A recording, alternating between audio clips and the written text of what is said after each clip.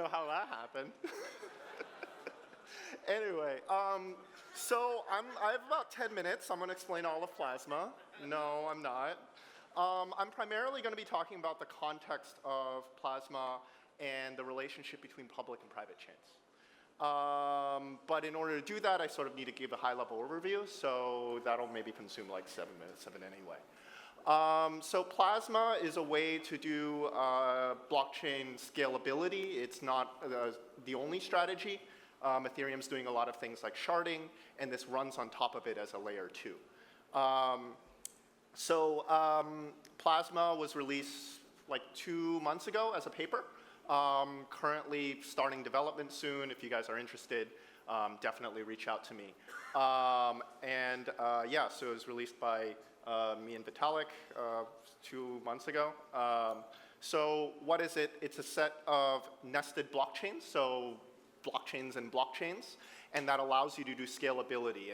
And basically you have this blockchain like submitting small pieces of information about the state of this child blockchain into the Ethereum mainnet. And this is not a proof of existence, right?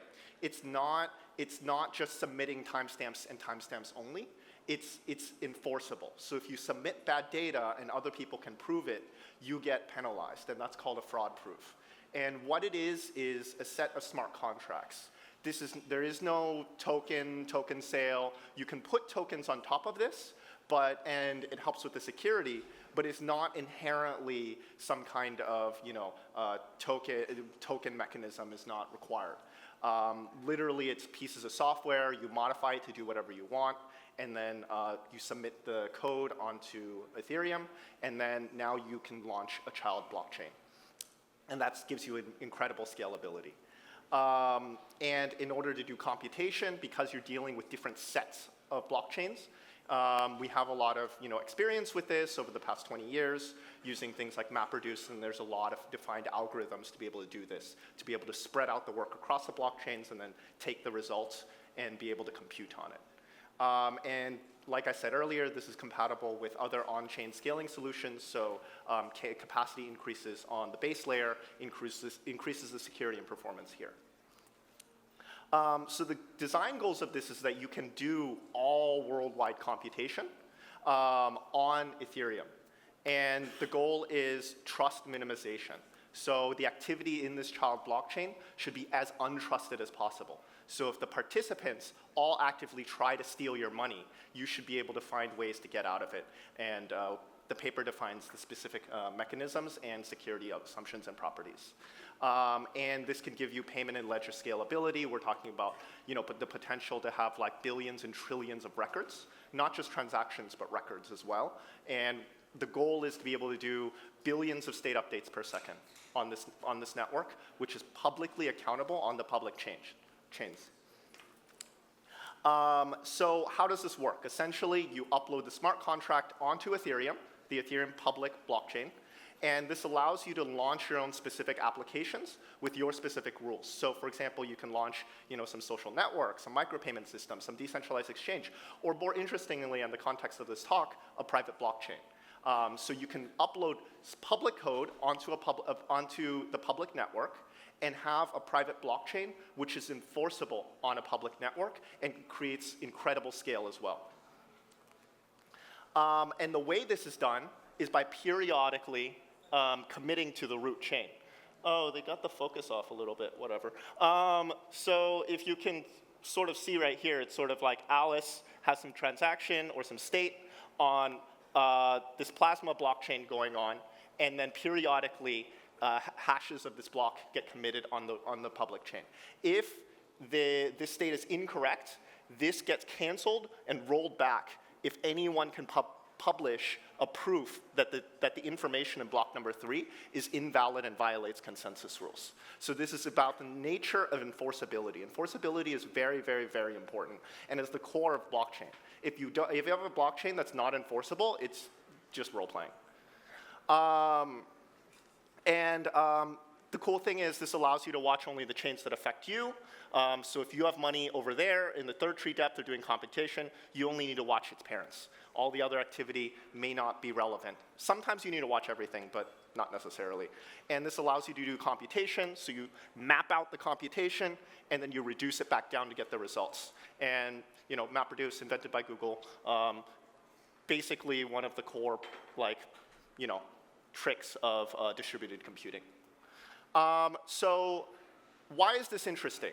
We're talking about a system of blockchains and blockchains, and if you view blockchains not as purely a payment mechanism, but a court system, right? We're talking about a system of courts in order to scale, right? The Supreme Court doesn't look at every single contract that goes on. It's only in the event of dispute that you go to court, right? So you don't go to court every time you write a legal contract with your employer or whatever it is. So it's only if there's an event of dispute, you go to the blockchain. And when you go to the blockchain, your local blockchain handles the traffic, handles the adjudication. And it's only if it's computed incorrectly that you can attest the states to its parent. And ultimately, the public chain is sort of the supreme court of this global system. And that brings you incredible scale because it's only if the lower district courts computed incorrectly that you ultimately have public global enforcement. And this allows you to do high-volume, low-cost decentralized applications and could be an interesting path forward for computational scaling and compatible with sharding. The goal here is not just billions of transactions, but billions of users and potentially trillions of ledger entries, right? If we're dealing with machine-to-machine payments and things like that, where each device has to have its own ledger entry to represent itself and take action, you may be requiring a lot of transactions, a lot of ledger entries, and a lot of state modifications. Additionally, earlier I was giving examples of this child blockchain created by someone. You could have a distributed system where you have tokens issued so that there is this token model for these child blockchains, where these child blockchains issue tokens to give it economic security against halting and incentives against halting. Use cases for this: ledger scalability, decentralized messaging, file caching, social networks, and private blockchains. So I'm going to spend the rest of my time talking about this topic. There's a defining narrative around token models today, private versus public, and a lot of these dialectics, I think, will probably be resolved conceptually, maybe not in terms of code, but conceptually probably within the next 2 years.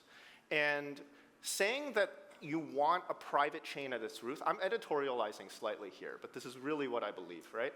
If you have a private chain at its root, you're ultimately trusting that private party or set of private parties to represent what is the global state.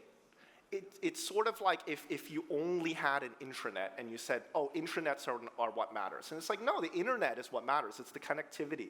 It's the boundary between organizations, right? It's the boundary. The theory of the firm is the notion about internal versus external. And when you deal with these topics, fundamentally, it's the aspect of the external interrelationships between parties, which is what's interesting. You can treat the public Ethereum chain as a DMZ for private chains. Right? A sort of this demarcation zone, right? A demilitarization zone, where these multiple parties, these multiple blockchains can interoperate and intercommunicate, and the goal is that the enforceability of this public network allows private parties and private blockchains to be able to interact in a trustworthy manner, right? Imagine if a bank opened this private blockchain, and I'm willing to deposit funds there or do transactions there, state transitions. What does that really mean for the trust that I'm ascribing to this institution, right? On a competitive basis, if this institution says, I am committing my activity onto the public chain, and if I violate these rules, I will get penalized on this public network, and I can't do anything about it. The assurance there is incredible, right? We're talking about a system where you can sort of have your cake and eat it too, where you can determine the rules. You can determine, who's allowed to transact, who's allowed to conduct transactions, what type of transactions you're doing and the context for it, and the information availability of it on a private network. But in the event of disagreement, you can go to the global public network and enforce it. And that way, the trust in you, as let's say if you're a bank operating the system, that allows you to be able to tell your customers, hey, use my platform.